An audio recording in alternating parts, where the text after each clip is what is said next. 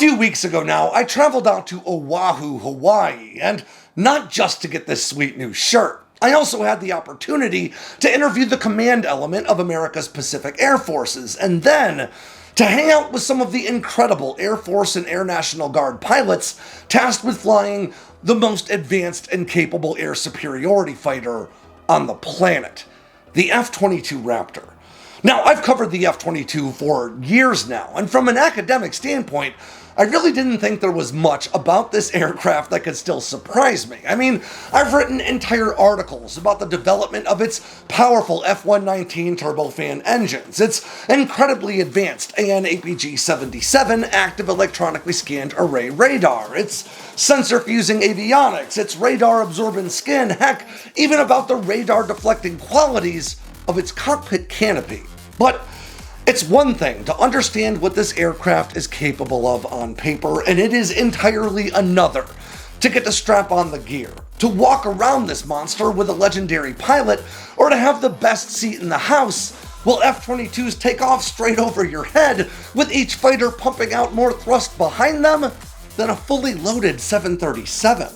Now this year marks 2 decades since the first F-22 entered service, and despite several newer fighters entering service since, the Raptor remains the reigning king of the sky, with a slew of upgrades already underway meant to maintain its dominant edge for at least another decade or more, long enough for its replacement, Boeing's new F-47, to manifest in real numbers.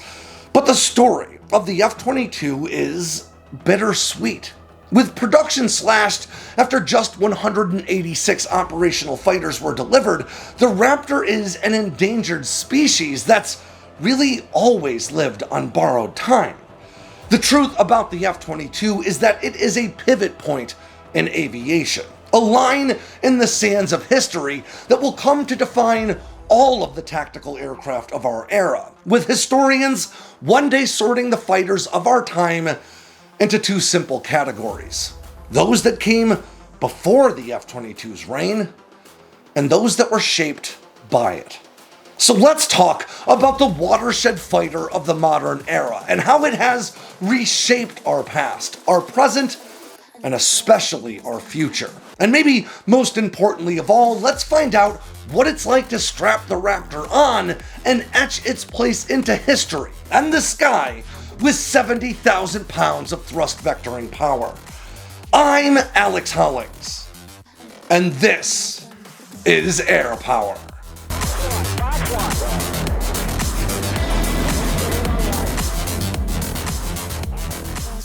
The US Navy just conducted another successful end-to-end test of its new hypersonic missile, known as the Conventional Prompt Strike Weapon. This hypersonic glide vehicle is similar in function to China's DF-ZF, but with greater range at around 1,700 miles, and it'll be carried by the Army's mobile launchers, as well as the Navy's 3 Zumwalt-class stealth destroyers. And I've been staying on top of the story with Ground News. Ground News is an aggregator that collects articles published by news outlets all around the world and places them all into a single easy-to-read feed that helps me not just stay on top of what's going on in the world, but to see right through most of the common forms of media bias.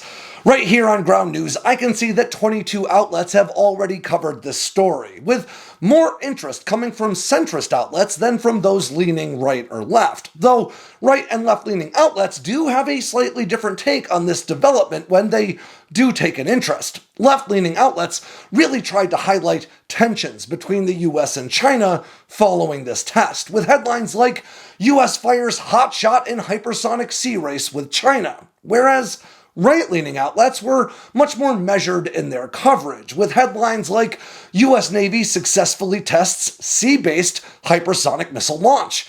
And Ground News shows you other vital information about each outlet along with those headlines, like their political bias, factuality rating, corporate ownership, government affiliations, and a bunch more. And I love the Ground News For You tab that compiles stories that are sure to interest me because they're based on topics that I've chosen to stay on top of. Ground News is a big part of my research and my day-to-day news consumption, and it can be for you too. Just go to ground.news/sandboxx with 2 X's, or just follow that link in the description below to get 40% off the same Vantage plan that I use every day. Again, that's ground.news/sandboxx to get 40% off their Vantage plan that'll help you stay on top of things. In 1983, Lockheed, still more than a decade away from adding Martin, changed the course of aviation history with the F-117 Nighthawk, an aircraft that could sneak through enemy air defenses rather than trying to outfly them using brute force, as aircraft had been designed to do before. By 1997, the sharp angular design of the Nighthawk had given way to the sleek curves of the F-22 Raptor, a new fighter that coupled unparalleled aerobatic performance with this groundbreaking new stealth technology to allow for a subtle but absolutely vital shift in the way low observable aircraft were leveraged in combat. Now, Mike Dozer Shower, an F-15 Eagle pilot turned Raptor test pilot, would describe this change as a shift from defensive to offensive stealth, with the first generation stealth platforms, the F-117 and Northrop's B-2, using the technology to run and hide, as Dozer put it, while this new F-22 used its near invisibility on radar to hunt instead. It's great, gives you a lot of confidence flying into an exercise, flying the F-22, just given its capabilities, stealthiness, lethality. But stealth wasn't all the F-22 brought to the table. It also boasted advanced new sensor fusion capabilities, blending the vast array of data points pilots need to keep tabs on into a streamlined display to reduce cognitive load and improve situational awareness. So what that gives us the ability to do is all of the sensors are displaying data on one easy to read display. What that allows us to do is to quickly and accurately make decisions based on the battle space picture. In older fighter aircraft, 4th gen and previous aircraft, you'd have to be going to several different displays in order to get all of that information, often requiring a weapons systems officer in the back seat in order to help to make those decisions. So ultimately what this does for us is it increases our situational awareness, not just for the flight lead to make decisions or the deputy flight lead in the formation to make decisions, but we empower our wingmen as well as a number 2 or number 4 to make their own shift decisions based on what they're seeing in the jet, which just makes for a more lethal and capable force-ship of fighters. But sensor fusion and stealth won't matter if you don't have the performance to back it up, and the F-22 also offers that in spades. Yeah, the way it feels to fly the F-22 Raptor is it's pure exhilaration. Like, it's the best adrenaline rush you'll ever have in your life. And even after every sortie, it takes a couple of hours to for your body to just kind of wind down from just realizing you just flew the most powerful fighter jet ever built. No other jet flies as high or as fast as the F-22 Raptor. So when you're in that cockpit, you really get a chance to reflect on and think about like the men and women that work hard behind the scenes to give you a safe aircraft to fly. So that's kind of a way of honoring and highlighting, the fantastic maintainers and contracting representatives behind the scenes or field support representatives that keep the airplane flying, because those men and women, they sacrifice their blood, their sweat, their tears, their time and their energy to give the pilot a safe aircraft to fly. So we could not do what we do without their fantastic maintenance team behind the scenes. The Pratt & Whitney F-119 afterburning turbofan engines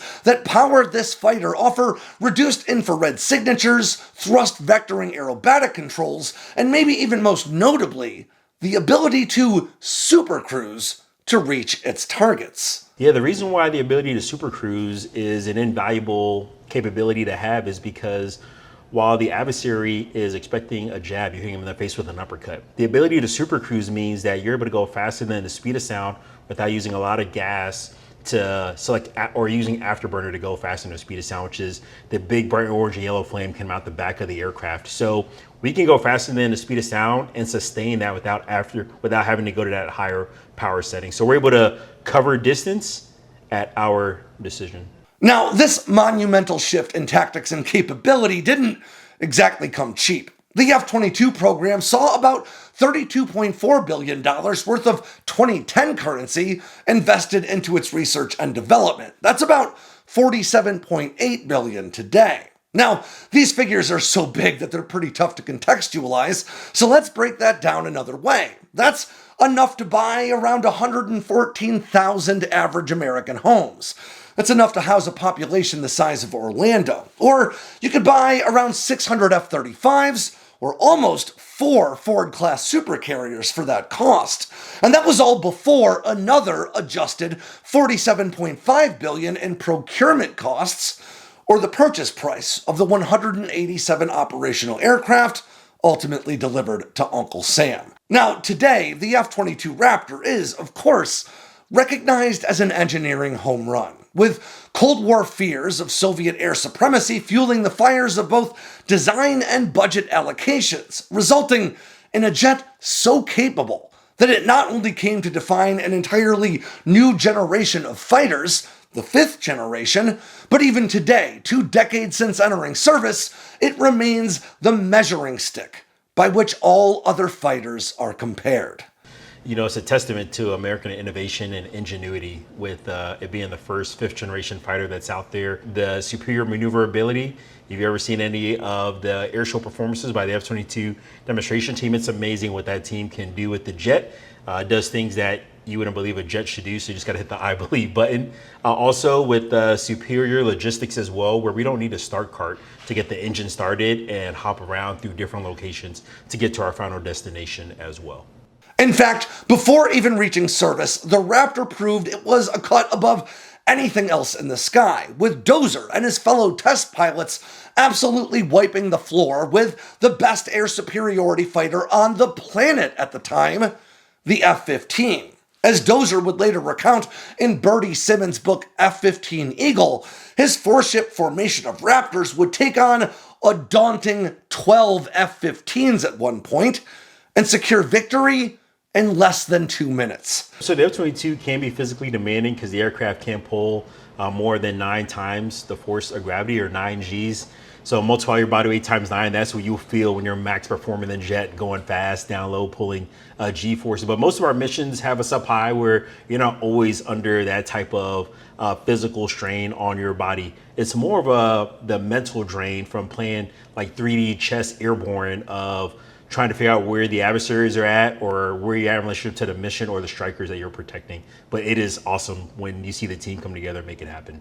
Now, just a year or two after that, in 2006, the F-22 would make its official sparring debut in Exercise Northern Edge held in Alaska, pitting these brand new Raptors against a Red Force made up of combat-hardened F-16s and F-A-18s. Now, this small contingent of 8 F-22s closed out the first week of exercises with an unparalleled 144 simulated kills without a single loss. And the F-22's sheer dominance of these air combat exercises against dissimilar 4th and 5th generation aircraft fielded by the United States and a long list of partners and allies continues through to this very day, with news outlets and pilots clamoring for the world's attention anytime they squeak out a victory against a Raptor, even when the F-22 is flying at a distinct disadvantage. But when I asked these pilots if they carry that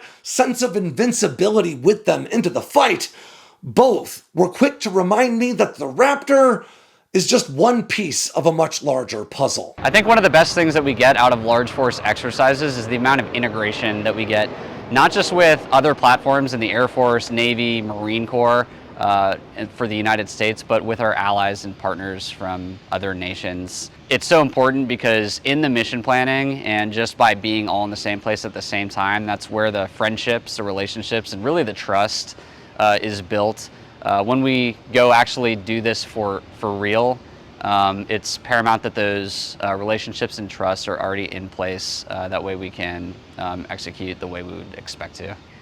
So you do feel tough, I would say, but you know, humbleness is everything. Trying to be approachable and credible and humble, and just providing expertise where you can. Yeah, so heading into large scale air combat training exercises is a phenomenal experience, especially for the operators who have never been to a red flag or who have never flown like combat air patrols or have never done deployments, because like Malcolm Gladwell talks about in the book Outliers, that's one more step to getting to that 10,000th hour of doing something. So what you realize is that, no aircraft is better than the other. We're all different pieces of equipment in a tool bag, and it's all about what the combatant commander's desired result is or end effect is going to determine what aircraft is available in that region and what's going to be the best aircraft available to do that job. So I think that all fighter pilots and mobility pilots, helicopter pilots, everybody tends to blossom where they're planted.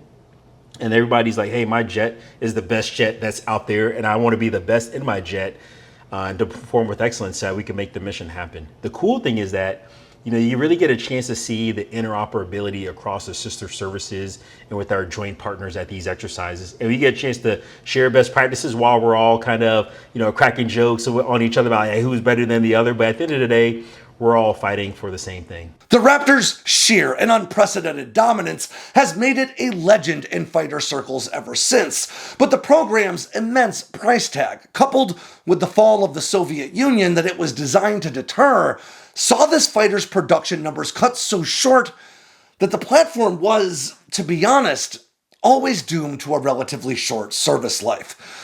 With the aircraft out of production since 2011, there will never be another Raptor built, meaning every hour these incredible machines spend in the sky is another hour toward their eventual and inevitable retirement.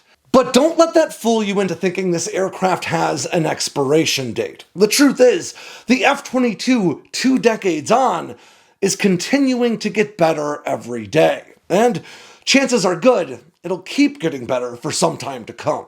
I think I'm biased. I believe that the Raptor, that we have a lot of individual senior leaders, engineers, as well as team players, people working on some of these teams behind the scenes to make sure that we're being modernized with hardware and software to maintain the F-22's viability as a premier fighter jet in the Department of Defense. And not only that, but then also by having those enhancements helps us out, make the team even stronger. Everybody knows the F-47 being announced and being produced soon. What I would say is let's take a look at the amount of integration that we continue to see between 4th generation and 5th generation fighters. Some of these 4th generation fighters being designed in the 60s and produced in the 70s, still relevant today and integrating with us. As we begin to see more 6th generation fighters in the world, what I would expect for the F-22 is 5th gen integration with 6th generation fighters well into the future, and the Raptor receiving upgrades in order to keep it flying well into the future as well. Today, the F-22 is undergoing a massive overhaul meant to help it maintain its dominance for years to come, as America continues development and rolls into production on its eventual replacement, Boeing's F-47. And while this day of execution is good news for both America's air superiority mission and fighter fans alike, it's safe to say that we may be the only generation that gets to see the Raptor in all its splendor. And before long, this game-changing jet will fly off into the sunset for the last time. So I, for one, am incredibly grateful to have gotten the opportunity to spend some time with the talented airmen and elite warfighters of the 154th Wing of the Hawaii Air National Guard and the Air Force's active duty 15th Wing. Their unique Total Force Integration Unit out in Pearl Harbor-Hickam, which is made up of both active duty and Air National Guard personnel, are all truly a credit to the uniform.